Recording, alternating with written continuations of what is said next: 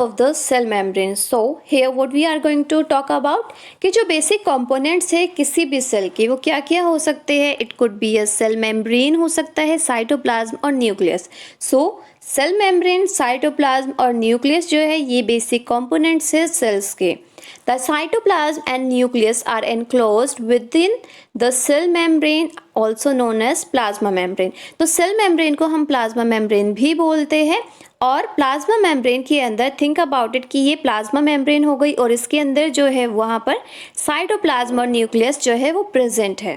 और साइटोप्लाज्म जो है basically that is inside the plasma membrane. So हम सेल मेम्ब्रेन को ही प्लाज्मा मेम्ब्रेन भी बोलते हैं. और इस मेम्ब्रेन का बेसिक वर्क क्या है कि ये सेपरेट करता है सेल को फ्रॉम अ वन अनदर. मतलब यहाँ पर जो सेल्स है तो ये कहीं ना कहीं एक दूसरे से उनको क्या करता है, सेपरेट करता है, एक दूसरे से थोड़ा थोड़ा उनको अलग रखता है. और एक तरीके का मीडियम भी प्रोवाइड करता है जिसके अंदर जो न्यूक्लियस है और जो साइटोप्लाज्म और न्यूक्लियस है वो ईजिली आराम से वहाँ पर रह सके.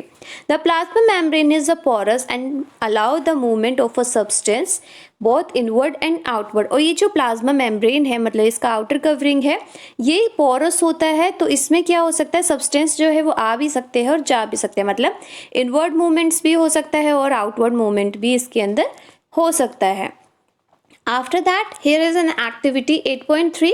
In order to observe the basic component of the cell, take an onion bulb, remove the dry pink covering, that is the peels. You can easily separate these from the flashy white layer of the bulb with the help of a forceps. So आपको क्या करना है, आपको एक onion का piece लेना है, एक प्याज का पीस लेना है, उसको कट कर देना है. आफ्टर दैट उसका एक लेयर निकालोगे और उसकी लेयर के अंदर से आपको पील निकालना है. बेसिकली पील इज़ व्हाट कि जो आपके प्याज का अंदर का हिस्सा होता है उसका एक पतला सा लेयर होता है, आपको वो फोर्सेप की हेल्प से या फिर अपने नाखूनों की हेल्प से वो निकालना है without damaging that thing. After that what you have to do, आप जब ये वो निकाल लोगे onion pulp, so what you had to do, आपने उसका थिन लेयर निकाल लिया. अब आपको वो क्या करना है, वो थिन लेयर जो है एक छोटा सा मतलब थिन लेयर का एक पीस जो है आपको स्लाइड पर रख देना है. एंड आफ्टर दैट आपको एक ड्रॉप डालना है वाटर का ड्रॉप क्यों डालते हैं, ताकि उसमें मॉइस्चर रहे. और जब आप थिन लेयर जो है वो आप क्या कर सकते हैं, स्मॉल पीसेस, मतलब व्हाट यू कैन डू, अगर आपका बहुत बड़ा पील निकल जाता है तो आप उसको छोटे छोटे पीसेस में भी कर सकते हैं. मतलब 4 में कर दिया, 2 में कर दिया, सो दैट वो और भी यूज़ कर सके. आफ्टर दैट आप उसमें मिथाइलिन ब्लू सॉल्यूशन डालोगे और उसके बाद कवर स्लिप से उसको आप कवर कर दोगे. While placing the cover slip ensure there is no air bubble. जब आप कवर स्लिप उस स्लाइड के ऊपर, उस पील के ऊपर लगा रहे होगे तो आपको ये ध्यान रखना है कि उसके अंदर कोई भी एयर बबल मतलब कोई भी बुलबुला टाइप में ना हो.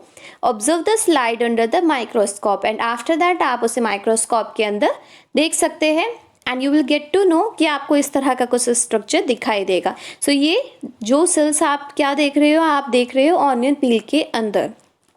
सो यू कैन सी कि ये जो बीच में है दिस इज़ द न्यूक्लियस और जो ये साइड में इसको क्या कर रहे हैं, एक दूसरे से सेपरेट आउट कर रहे हैं, ये दिस इज़ द साइटोप्लाज्म. और ये सारी चीज़ जो है वो सेल मेम्ब्रेन के अंदर होती है. The boundary of the onion cell is the cell membrane. तो जो बाउंड्री होती है ऑनियन सेल की उसे हम सेल मेम्ब्रेन कहते हैं, जो कि क्या होता है, जो कि एक और थिक कवरिंग से सराउंडिंग होती है. और वो जो सराउंडेड होती है मतलब यू कैन से कि अगर यहाँ पर सेल मेम्ब्रेन है तो इसके ऊपर एक और कवरिंग होगी, वो इसकी सेल वॉल होगी.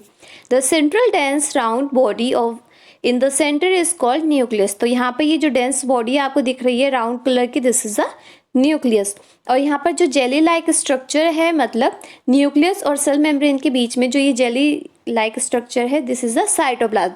सो साइटोप्लाज्म जो है ये एक जेली की तरह है, मतलब थोड़ा सा लिक्विडिफाइड है, मतलब बहुत ज़्यादा लिक्विड भी नहीं है और बहुत ज़्यादा सॉलिड भी नहीं है. So it is in a jelly like substance. I want to know why plant cells need cell wall.